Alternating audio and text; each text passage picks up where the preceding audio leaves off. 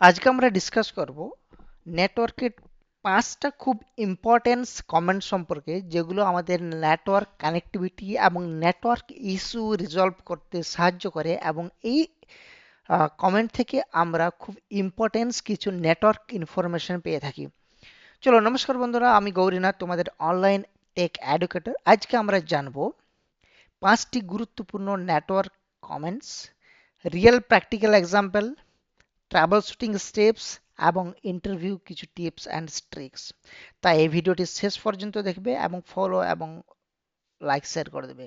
Right, চলো আমাদের এই কমেন্টসের জন্য প্রথমে আমাদেরকে যেটা করতে হবে সেই জন্য আমরা সিএমডি ওপেন করে নেব। সিএমডি আমরা ওপেন করে নিলাম, run administrator. Now maximize this window and the first command in network is ipconfig. ipconfig, এই আইপি কনফিগটা আমাদের কি করে না, এই আইপি কনফিগের সাহায্যে আমরা আমাদের কম্পিউটারের আইপি অ্যাড্রেস, সাবনেট মাস্ক এবং ডিফল্ট গেটের সম্পর্কে একটা কনসেপ্ট পেয়ে যাব। তো আইপি কনফিগ আমি যদি hit on enter, so now আমাদের এখানে ওয়াইফাই কানেক্টেড আছে, রাইট? সো ওয়াইফাই কানেক্টেড আছে, তো আমি এখানে ওই যে ওয়্যারলেস আছে না, ওয়্যারলেস ল্যান ওয়াইফাই, এখানে আমরা ডিটেলসটা পেয়ে যাব। তো আমার IPv4 আইপি অ্যাড্রেস হচ্ছে 192.168.2.102, আমার subnet mask 255.255.255.0 and default gate হচ্ছে 192.168.2.1। তাহলে আমাদের এটা ক্লাস সি আইপি আমার কিন্তু এখানে অ্যাসাইন হয়ে আছে।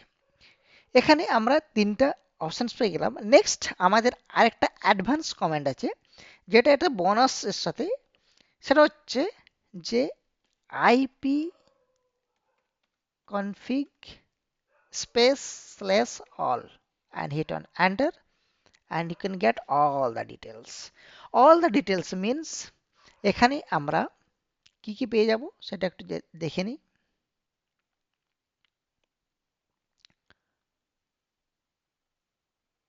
ওকে, আইপি কনফিগ এখানে ছিল, এখানে আমাদের অল আছে। তাই দেখো এখানে কি কি আছে, আমরা হোস্ট নেম পেয়ে গেছি এখান থেকে, রাইট? সেকেন্ড, আমরা যেটা এখানে আছে সেটা ডিএইচসিপি সার্ভার ডিটেলস, এগুলো আমরা পরে দেখছি। ডিএইচসিপি অ্যানেবল আছে কিনা সেটা পেয়ে গেছি। ফিজিক্যাল অ্যাড্রেসটা আমরা এখানে পেয়ে গেছি, ডিএইচসিপি সার্ভারের অ্যাড্রেসটা পেয়ে গেছি, রাইট? অ্যান্ড আমরা আরও কিছু ডিটেলস এখানে পেয়ে যাব, যেমন আমাদের ডিফল্ট গেটওয়ে আমরা পেয়ে গেছি, সাবনেট মাস্ক আমরা এখান থেকে পেয়ে গেছি, আইপি অ্যাড্রেস এখান থেকে পেয়ে গেছি, ডিএইচসিপি অ্যানেবল আছে কিনা সেটা পেয়ে গেছি, ফিজিক্যাল অ্যাড্রেসটা আমরা এখান থেকে পেয়ে গেছি। অ্যান্ড এখান থেকে আমরা ডিএইচসিপি অ্যানেবল আছে মানে আমাদের আইপিটা অটোমেটিক কিন্তু এখানে কনফিগার হয়েছে, অ্যাসাইন্ড হয়েছে, রাইট? সো এই সমস্ত ডিটেলস কিন্তু আমরা এখান থেকে মাল্টিপল ডিটেলস কিন্তু আমরা এখান থেকে পেয়ে যাই, যেটা হচ্ছে IP config space slash all.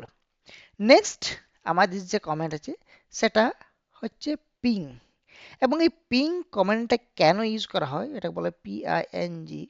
Ping কমেন্টটা ইউজ করা হয় কি চেক করার জন্য? কানেক্টিভিটি, নেটওয়ার্ক কানেক্টিভিটি চেক করার জন্য পিং কমান্ডটা ইউজ করা হয়ে থাকে। এটার সাহায্যে বোঝা যায় যে আমরা যেটাকে পিং করছি সেটা রিচেবল আছে কি নেই, এবং এখানে যে টাইম স্ট্যাম্পটা দেখা যায় রেসপন্স টাইম, তার থেকে আমরা দেখতে পারবো যে আমাদের সেটা অ্যাক্সেসিবিলিটিটা কেমন, সেটা স্লোলি অ্যাক্সেস হচ্ছে, নেটওয়ার্কের প্রবলেম হচ্ছে বা হচ্ছে না। তো পিং আমরা করে দেখি google.com, GOOGLE, google.com, okay, hit on enter and we can get this type of details. Now explain the details, right?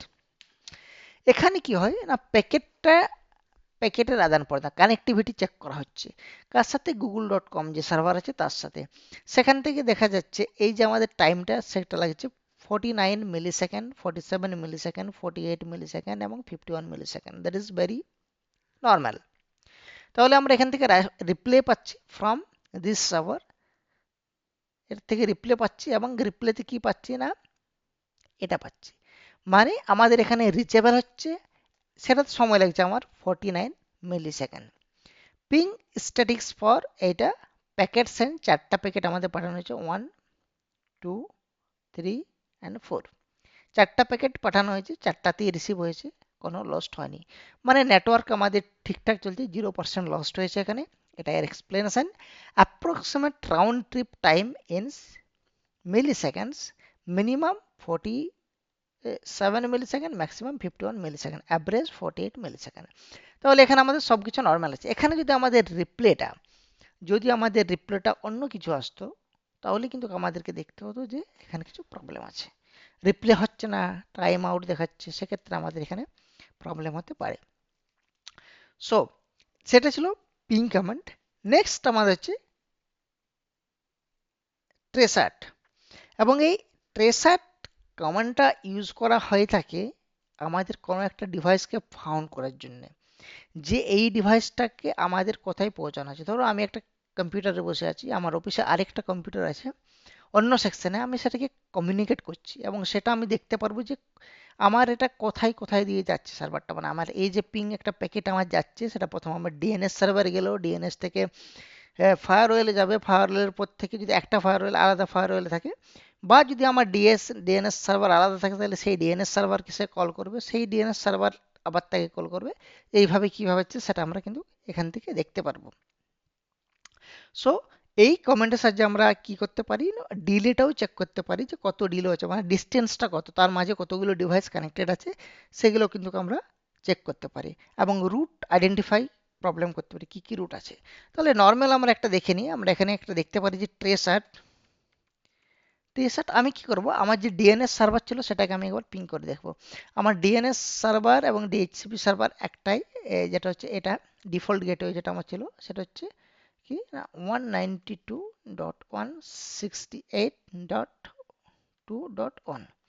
তাহলে এখানে পৌঁছাতে গেলে আমাকে কার কার, আমার ডাইরেক্ট পৌঁছে যাবো, কারণ আমার এটা হচ্ছে ডিএনএস সার্ভার আইপি অ্যাড্রেস। ঠিক আছে, তো এখানে আমার এখানে দেখাবে আর কি যে কতক্ষণ লাগছে পৌঁছাতে। আমাদের ফার্স্ট গেছে এবং ট্রেস কমপ্লিট হয়ে গেছে আমার এখানে।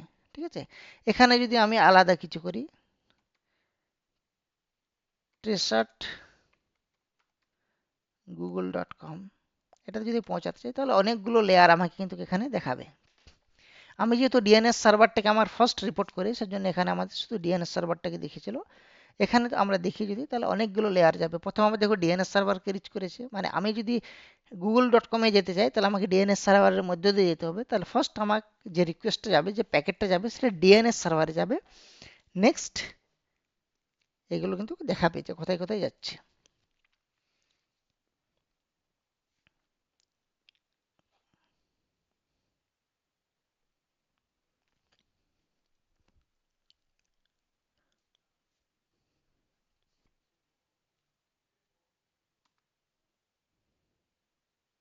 ওকে, তারপর এখানে যাবে, দেন এটাতে যাবে।